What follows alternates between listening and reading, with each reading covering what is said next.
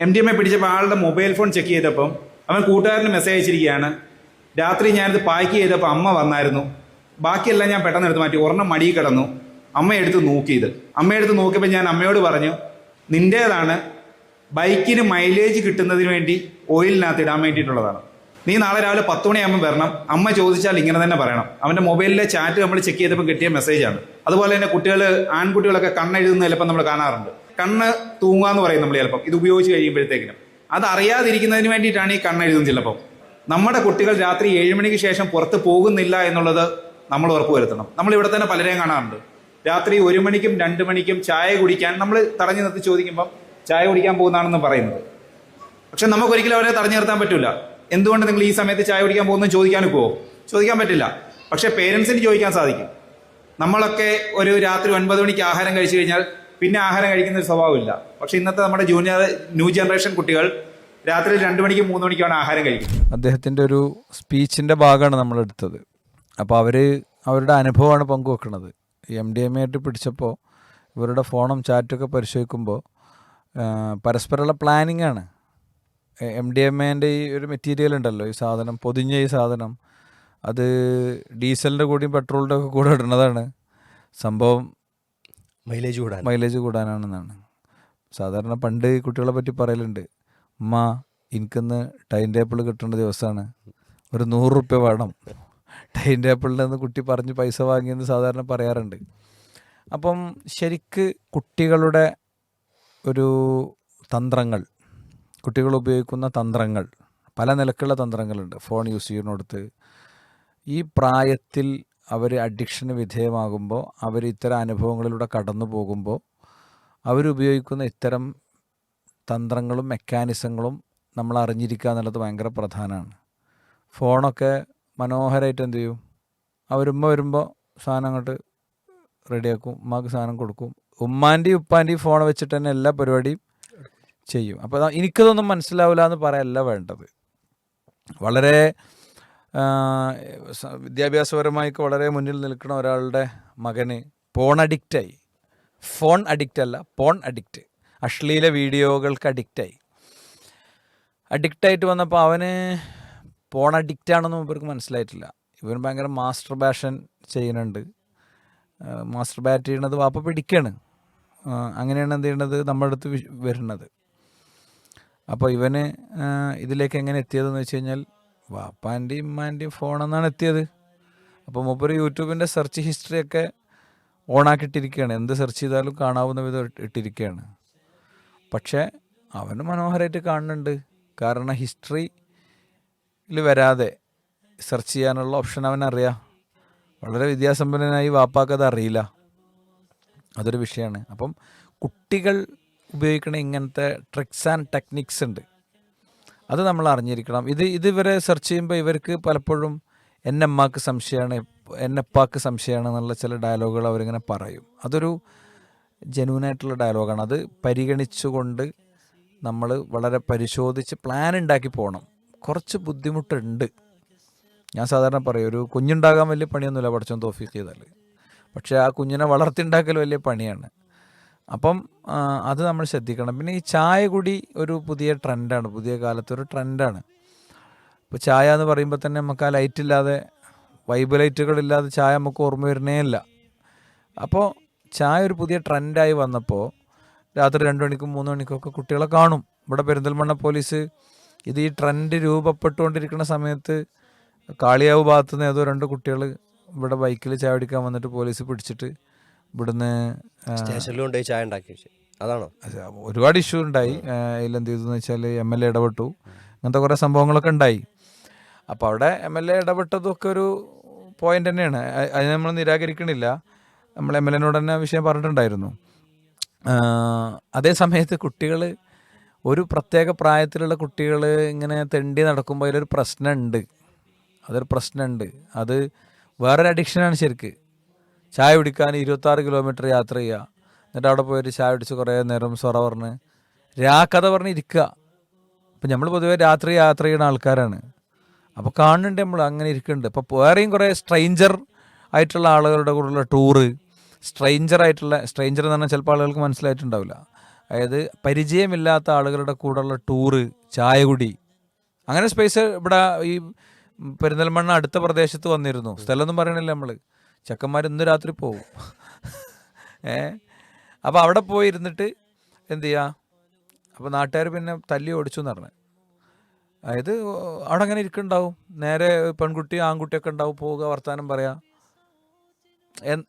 എന്തുമാകാം എന്നുള്ളിടത്തേക്ക് കാര്യങ്ങൾ പോകുന്നൊരു കാലത്താണ് യഥാർത്ഥത്തിലുള്ളത്. നമ്മളിവിടെ ആളുകളോട് ഈ ചിന്തയിലൂടെ ചിന്തിക്കാൻ ആവശ്യപ്പെടുന്നത് ടീനേജുകാരൻ്റെ ട്രിക്സ് ആൻഡ് ടിപ്സ് ഉണ്ട്, ഉറപ്പാണ്. എല്ലാ വീട്ടിലും എല്ലാ കുട്ടികൾക്കും ഉണ്ട്. അവരതിനൊക്കെ ഓരോ സാധനം ഇങ്ങനെ പറയും, നമ്മളെ പറ്റിച്ച് കൊണ്ടുപോകുന്നുണ്ട് പല കാര്യത്തിലും. അത് നമ്മൾ നല്ല രീതിയിൽ പരിശോധിച്ചും അന്വേഷിച്ചും തന്നെ പോകണം. അവൻ്റെ ബാഗ് ചെക്ക് ചെയ്യണം അവനില്ലാത്ത സമയത്ത്, അവൻ്റെ ബുക്ക് മറിച്ച് നോക്കണം അവനില്ലാത്ത സമയത്ത്, അവരുടെ കോൾ ഹിസ്റ്ററി നോക്കണം, ഫോണിൽ എന്തെല്ലാം കാര്യങ്ങൾ ഹൈഡ് ചെയ്യാൻ പറ്റും നമ്മൾ പഠിക്കണം. പഠിച്ചാൽ പഠിയാത്ത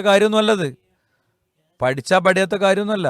നമ്മൾ ചിലപ്പം വിചാരിക്കും എന്ത്, ഞാനിത് ലോക്ക് ഇട്ടിട്ടുണ്ടല്ലോ, ഈ പാറ്റേൺ ലോക്കിൻ്റെ ഒക്കെ ഒരു പ്രശ്നം, അതിങ്ങനെ ഒന്നിങ്ങനെ ചെരിച്ച് പിടിച്ചൊന്നിങ്ങനെ നോക്കിയാൽ കിട്ടും. മനസ്സിലായില്ലേ? ഇത് എനിക്ക് എങ്ങനെ കിട്ടിയെന്ന് വെച്ച് കഴിഞ്ഞാൽ, നമ്മളൊരു പാരൻറ്റ് അവന് എൻ്റെ ഫോൺ ഉപയോഗിക്കുന്നുണ്ട്, എൻ്റെ പിന്നെ എന്തോന്ന് ചെയ്യുന്നുണ്ട്, പക്ഷെ എന്താണെന്ന് എനിക്ക് മനസ്സിലായില്ല എന്നൊക്കെ പറഞ്ഞപ്പോൾ എങ്ങനെയപ്പോൾ എനിക്കത് കിട്ടിയെന്ന് ചോദിച്ചപ്പോഴേ ഓൻ എനിക്ക് കാണിച്ചു തന്നു എങ്ങനെ കിട്ടിയതെന്ന്. ജസ്റ്റ് ഒന്നിങ്ങനെ പിടിച്ചാൽ സ്ഥിരം ഇങ്ങനെ ആക്കണോണ്ട് അവിടെ ഈ പൊടിയും ഇതൊക്കെ ഉണ്ടാവുമല്ലോ, എണ്ണമയൊക്കെ ഉണ്ടാവും, അതിമൂന്ന് അവന് സാധനം കിട്ടുന്നുണ്ട്.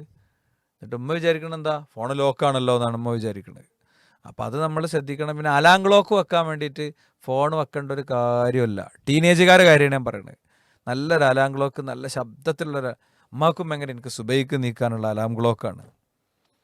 സുബൈക്ക് പള്ളിക്ക് പോകുക എന്ന് പറഞ്ഞിട്ട് അഡിക്ഷൻ്റെ അൾട്രാ ലെവലിലെത്തിയ ആളെ നമുക്കറിയാം.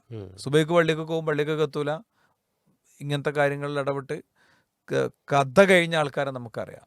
അപ്പം നമ്മൾ ചിന്തയിലൂടെ ഉയർത്തുന്ന ഒരു മെസ്സേജ് ഇതാണ്, ഈ കുട്ടികളുടെ ഈ ഒരു പ്രായത്തിൽ അവർ എടുക്കുന്ന ഇത്തരം ഐഡിയാസ് നമ്മൾ അറിയണം, അവരുടെ ഫ്രണ്ട് സർക്കിൾ ആരാന്നറിയണം, അവരെവിടെ ഇരിക്കുന്നു എന്നുള്ളത് അറിയണം, അവർ വൈകിയാൽ കാരണം അറിയണം. അത് അവരോട് തന്നെ ചോദിച്ചിട്ടല്ല കാരണം എടുക്കേണ്ടത്. ആ കാരണം നമ്മൾ എടുക്കും എന്ന് തോന്നിയാൽ അവർ കൺട്രോൾഡ് ആയിരിക്കും, അതിൽ യാതൊരു സംശയവും ഇല്ല. വളരെ സ്ട്രിക്റ്റായിട്ട്, വളരെ സ്നേഹത്തിൽ, വളരെ വൃത്തിക്ക് ഇത് കൈകാര്യം ചെയ്തു പോകുക എന്നുള്ളത് വലിയൊരു പണിയാണ്. ഈ പല രക്ഷിതാക്കൾക്കും വീഡിയോകൾ കാണുന്നതിലും കാര്യങ്ങൾ അന്വേഷിക്കുന്നതിലൊക്കെ താല്പര്യമുള്ളത് ആരോഗ്യ മേഖലയിലെ കാര്യങ്ങളാണ്. എന്തെങ്കിലുമൊക്കെ ഒരു വയറിന് ഇന്നൊരു പ്രശ്നമുണ്ട്, നിങ്ങളുടെ മൂക്ക് ഇങ്ങനെയാണോ, ചെവി അങ്ങനെയാണോ, കണ്ണിൽ ഇന്നതുണ്ടോ എന്നൊക്കെ ചോദിക്കുമ്പോൾ അതിങ്ങനെ കാണുക, അങ്ങോട്ട് അതൊക്കെ ആ അസുഖമൊക്കെ എനിക്കുണ്ടോ എന്ന് അവിടെ ഇവിടെയൊക്കെ തപ്പി നോക്കി അതെനിക്ക് പ്രശ്നമുണ്ട് എന്ന് സങ്കടപ്പെടുന്ന അങ്ങനത്തെ കുറേ താല്പര്യമുള്ള ആളുകളുണ്ട്.